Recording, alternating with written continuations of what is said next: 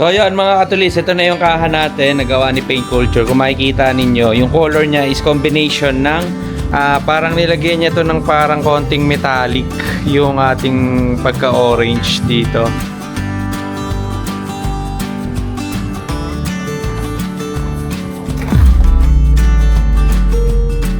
Good day sa inyo mga katulis. So for today's video, kakabit na natin yung kaha ni Clicky. So yun mga katulisya, recently, almost 1 month na tong walang kaha si Clicky at naparepaint na din natin yung chassis natin. So ngayon na yung araw na ikakabit natin yung chassis natin, ay yung kaha natin sa Sebi Project. So babiyahe tayo papunta doon. So tara, samahan niyo ako. So yun mga katulis, kung mapapansin nyo dito, talagang binyahe ko dito si Clicky ng walang kaha. Simula Binangonan hanggang Cainta. So technically kahit na madaming checkpoint, talagang tinake ko na yung risk para maikabit na yung mga kaha natin. Kasi nga, medyo magastos din kapag pinalalo mo pa natin tapos pupunta rin naman tayo dun sa Sebi Project. Kaya pinili ko na lang na ibiyahe to. Kaya kung makikita ninyo, talagang sobrang excited ko kasi almost a month na walang kaha or hubad-hubad tong si Clicky. Kaya nga pati yung chassis natin nung nakaraan nating video, naparepaint na din natin, kakaantay dito sa kaha natin. So bali ang mangyayari pala is binalik ko na yung original color ng ating Honda Click with the twist na meron siyang two-tone na tinatawag. So bali yung magpipintura pala ng kaha natin ngayon, siya din yung nagpintura nung kaha natin na color cream. Kung nakikita nyo yun or kung nakapalo talaga kayo sa akin, yun yung legendary cream natin na kulay. So technically babalik na natin siya sa original color niya na color orange para syempre wala na tayong problema sa LTO, sa pagpaparehistro kaya sa checkpoint, kasi nga talamak na ang mga checkpoint sa kahit anong lugar. Kung gusto nyo magpakulay or gusto nyo ng quality gawa ng mga pintura ng kaha ninyo, pwede nyo siyang i-PM Adrian Esplago or Paint Culture.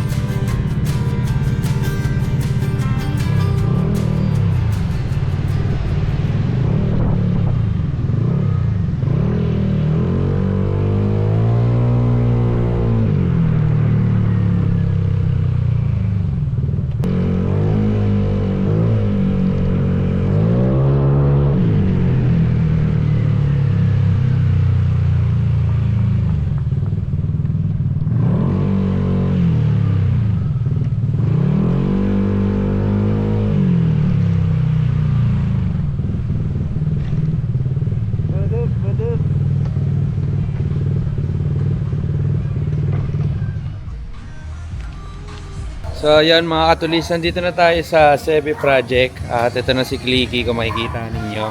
Naka-ready na yan, isasalpak na lang yung mga kaha dyan. Kasi kanina yan, makikita nyo nagbiyahe ako kanina. Ngayon ko lang nakita na parang nasunog yung ano natin, yung teflon para dito sa bracket.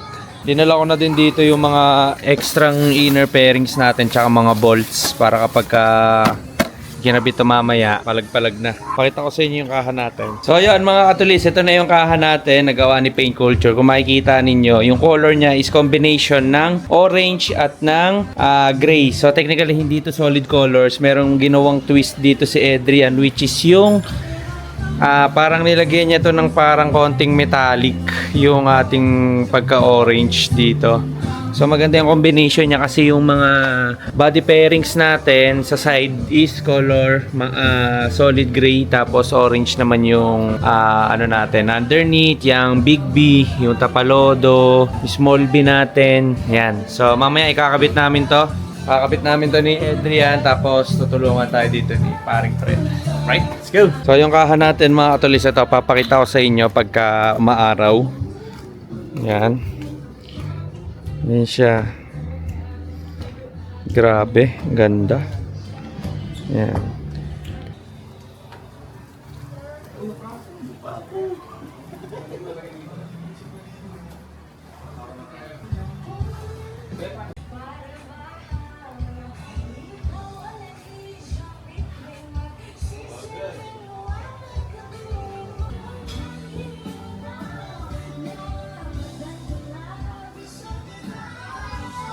So ayan mga katulis, yan kung makikita nyo dito, nilagyan na ng rack dito sa baba para mas madali maikabit yung mga kaha kapag kinabit na natin. Ayan, ang galing nung lagayan nila ng rack dito sa Sebi Project. Sobrang premium kapag dito kayo nagpa-repaint. Yan. Yan ang gagawin dito. Simulan na natin itong ikabit. So, unahin natin yung headlight kasi yun yung medyo mas mahirap ikabit dito kasi nga kasama pa yung headlight assembly dun sa ikakabit natin. So, tara, simulan natin ito. Yun, kailangan natin itong ating dalawang side pairings na bagong buga, paint culture. Tapos, dalawang side garnish. Yan. Ito yung sa gitna. Yan, kailangan din natin to guys. Saka yung small bead. Yan.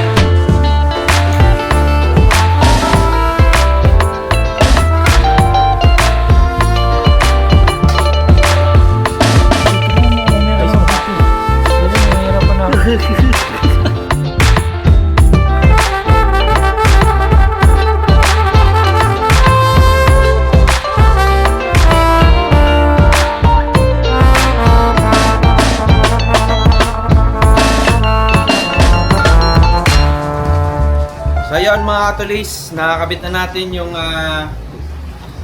pairings natin dito sa front. Yan kung makikita ninyo. Combination siya ng gray tsaka orange. Gray ito, ano to? Ayan, Nardo gray na may touch up parang metallic orange siya pagka naarawan. So napakaganda nung itsura niya. Tingnan nyo kung makikita ninyo. Wala pang decals yan ha. Pero yung combination pa lang yung naglalaban dyan. Pero putik, panalo na to. So kabit na natin to guys.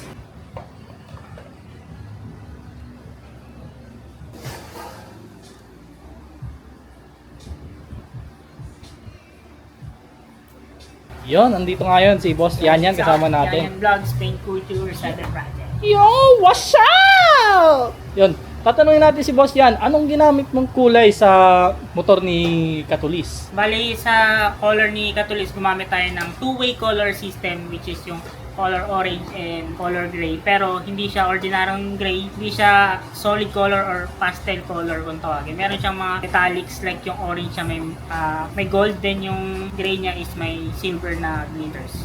Ano naman yung masasabi mo, Boss Yan, sa mga followers ni Katulis kung bakit nila kailangan magpa-repaint sa Paint Culture at sa Sevi Project? Siyempre sa Paint Culture at Sevi Project, kita nyo naman technically yung mga gamit na ginagamit namin ay hindi lang basta ordinary, syempre. At the same time, yung process, sinusunod namin yung always proper mixing procedure, and yung catalog ng paint na ginagamit namin is nasusunod, kaya mas matibay at mas maganda yung kinakalabasan ng ating mga nire-repaint at sinesirado. Yun, thank you Boss Yan. Salamat ulit. Shoutout sa Paint Culture at sa Sevi Project. Shoutout Katulis. What's up? Woo, woo, woo.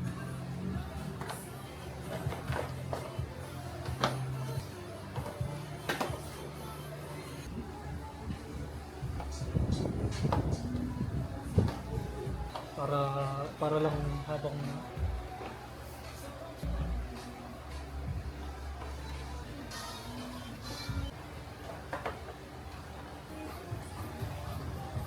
So ito mga tol yung ano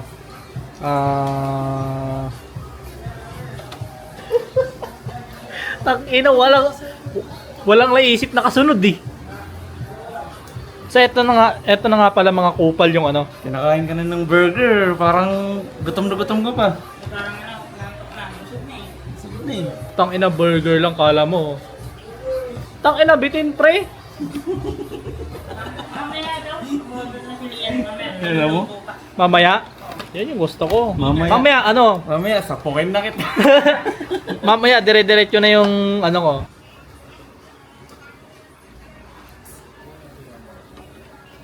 Ayos na mga katulis.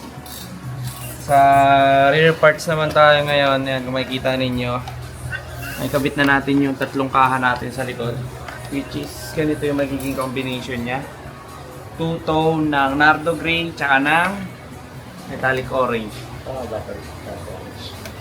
Kapit na natin yung taillight. Dahan-dahan lang. Dahan-dahan lang bago to. Pero pag shop eh, no? Ano? Buka? Hanggang masira na, ano?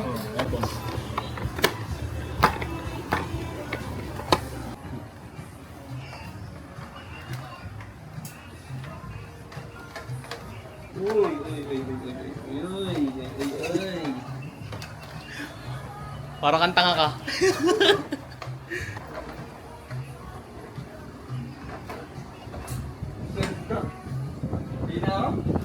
Okay na yan, okay na? Ayan, ayan. Okay, hindi na ibabap? Di na. Okay na yan, no? Siyempre.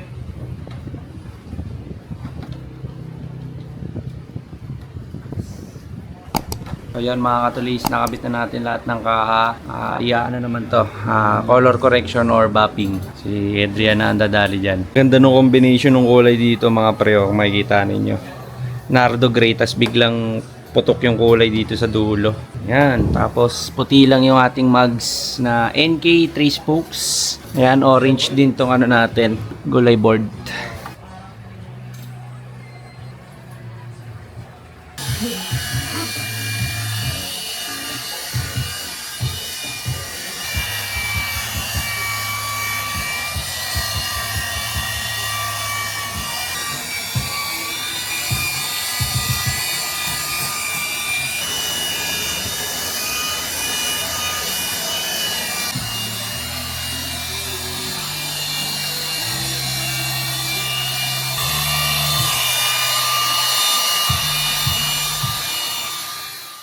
So ayan mga tulis, ito na yung pinaka final output ni Clicky. Ayan, pakita ko na sa inyo. Ngiti. Ayan, si Adrian ang may pakana ng bagong kaha natin. Ito na siya guys. Bang! Inis men.